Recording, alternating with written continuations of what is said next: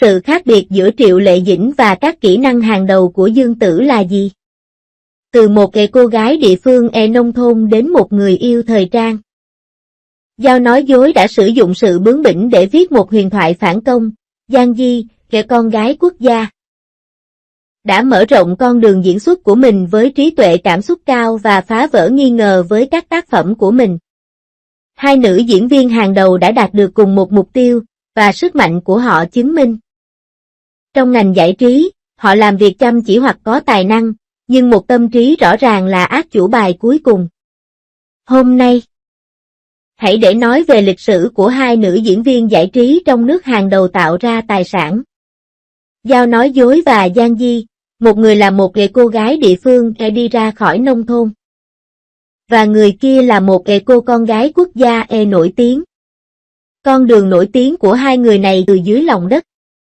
Tôi nhớ rằng vào năm 2009, Giao nói dối đã tham dự đêm từ thiện Bara và đứng trong góc mà không có một cú sút nào về phía trước. Vào thời điểm đó, Dinh Bao mặc một chiếc váy rẻ tiền và bị mất. Ai có thể nghĩ rằng cô gái này bị chế giễu là một mạc sau đó đã nổ ra với hy xương của Hoa. Nhưng nếu nó trở nên phổ biến thì sao? Lần thứ hai tôi tham gia vào đêm từ thiện Bara. Nếu Suman đã đề cập đến nó, ai có thể biết rằng cô ấy cũng sẽ đến. Mặt khác, Giang Di có điểm khởi đầu cao hơn nhiều. Ai không biết Seals trong nhà có trẻ em. Cô gái này đã lớn lên trước máy ảnh từ khi còn nhỏ và có kết nối khán giả tuyệt vời. Tình yêu thơm sau này và tình yêu thân mến không phổ biến. Điều đáng kinh ngạc hơn nữa là tất cả nổi tiếng, và không có ai khác trong nghề quảng bá vóc dáng của người chồng nghề này. Bạn có nhận thấy nó? Cô gái Giao này nói dối rất bướng bỉnh. Nếu bạn được gọi là một mạc, bạn sẽ âm thầm cải thiện phong cách quần áo của mình và nếu bạn bị thẩm vấn, bạn sẽ cố gắng hết sức để đào tạo kỹ năng diễn xuất của mình. Tại lễ trao giải Starlight 2019, chứng kiến cô đứng ở vị trí C, ngay cả đạo diễn đã chủ động hỗ trợ cô.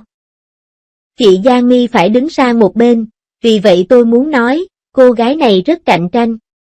Điều tuyệt vời nhất là khi những người khác nhìn thấy chủ sở hữu tiền, họ gật đầu và cúi đầu. Cô ấy vẫn ổn. Cô vẫn có thể bình tĩnh dọn dẹp bông tai của mình trước mặt chủ sở hữu tiền. Sự bình tĩnh này không phải là một cái gì đó cô ấy giả vờ. Giang Di ở đâu? Cô gái nói. Vào đêm Weibo, Lee Bingbing muốn chào cô ấy qua Yao Chen. Bạn phải biết rằng Lee Bingbing là một siêu sao quốc tế. Và cô ấy cũng là một đại sứ phòng cháy chữa cháy quốc gia, có đủ nặng không? Gala lễ hội mùa xuân đã diễn ra trong nhiều dịp, và các nguồn lực rất tốt. Có tin đồn trên mạng rằng Dương Tử sẽ tham gia bộ phim mới Theory of Life của Nung Sunshine, vào vai Bạch Cúc. Đội trưởng đội tuần tra cao nguyên Thanh Hải, Tây Tạng, và hợp tác với Hồ Ca để thực hiện một câu chuyện xóa đói giảm nghèo sinh thái. Mặc dù đoàn làm phim đã nhiều lần phủ nhận tin đồn chưa quyết định được dàn diễn viên, tin đồn này vẫn phơi bày kỳ vọng của ngành công nghiệp phim ảnh về mô hình về lượng người xem của kịch tính. Biên kịch Vương Tam Mao đã từng biên kịch Núi và Biển, và rất giỏi trong việc cụ thể hóa những chủ đề lớn. Đạo diễn Lý Tuyết đã từng hợp tác với Dương Tử trong trận chiến trượt xuất của cô. Nếu Dương Tử tham gia, bộ phim sẽ tiếp tục con đường thành công của diễn viên giao thông chuyển thể thành phim nghiêm túc, ám chỉ công trạng của Châu Tấn và thành thị lý tưởng của Tôn Lệ. Hai tác phẩm gần đây của Nung Sunshine là Khu ủy huyện ủy, và những đứa con nhà họ Kiều đều phải đối mặt với tranh cãi về diễn xuất của ngôi sao giao thông, và cần phải cân bằng giữa giá trị thưa NG mại và biểu đạt nghệ thuật. Nếu so sánh gây cây sinh mệnh với Núi và Biển, điểm đao bần là 9,2. Dương Tử được kỳ vọng sẽ cạnh tranh ở các giải thưởng chính thống như giải Magnolia và giải Phi Thiên. 3. Splendid Youth dự kiến phát hành vào mùa hè. Hiệu ứng đuôi dài của chính phủ trang phục cổ trang là phần tiếp theo của Thanh Xuân Tươi Đẹp. Thanh Xuân Rực Rỡ sẽ ra mắt trên kênh Mango TV vào tháng 7.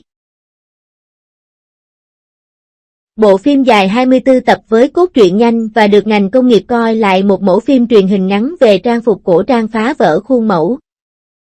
Cốt truyện chuyển từ cuộc chiến kinh doanh gia đình sang công lý gia đình và đất nước.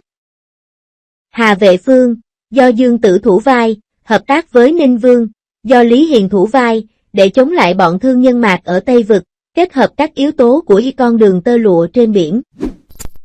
Phong cách trang phục lấy cảm hứng từ thẩm mỹ thời nhà Đường trong ngày dài nhất ở Trường An. Trang điểm xà cừ, vài búi tóc mẫu đơn của Dương Tử đã gây nên những cuộc tranh luận sôi nổi trong giới hán phục. Tác phẩm trước đó The Beauty of China đã thu hút hơn 500 triệu nhân dân tệ tiền đầu tư và giá quảng cáo cho phần tiếp theo đã tăng 30%. Các thương hiệu như Menrinu và Peroia đã chốt được chiến lược quảng cáo sản phẩm. Nếu tiếp tục mô hình liên kết phim, bạn có thể tham khảo sự hợp tác giữa Elong Jin và Hello Saturday để tăng thêm sức hút cho mùa phim hè. Nhưng thành thật mà nói, tôi đặc biệt ngưỡng mộ Giao nói dối một chút, tài nguyên thời trang.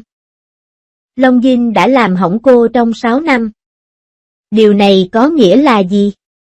Bạn nên biết rằng những gì thương hiệu xa xỉ coi trọng nhất là kết cấu của những người nổi tiếng. Từ việc bị chế giễu là một mạc để trở thành một người yêu thời trang, cuộc phản công này rất truyền cảm hứng. Jin Bao bây giờ có ý thức về vị trí cao cấp. Và làm thế nào anh ta có thể có bất kỳ dấu vết nào của quá khứ? Giang Di cũng có những lo lắng của riêng mình. Mặc dù các nguồn lực là tốt, nhưng luôn có những người nói rằng cô đã phá hủy và có phẫu thuật thẩm mỹ. Cô gái không giải thích, nhưng chỉ nói chuyện với các tác phẩm của mình. Sự nghiệp diễn xuất của cô ngày càng rộng hơn, từ trang phục cổ đại đến thời hiện đại, từ vật nuôi ngọt ngào đến những bộ phim truyền hình nghiêm túc, cô có thể giữ mọi thứ. Thái độ chuyên nghiệp này là xứng đáng để khen ngợi. Trên thực tế, nó rất thú vị khi thấy quỹ đạo phát triển của hai người này. Một là Sanian tuyệt vọng, người leo lên từ phía dưới.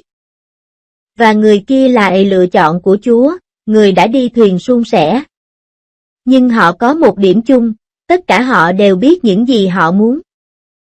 Giao nói dối muốn chứng minh rằng cô không phải là một cô gái địa phương, Giang Di muốn thoát khỏi nhãn hiệu của ngôi sao nhí, và cuối cùng đã làm điều đó.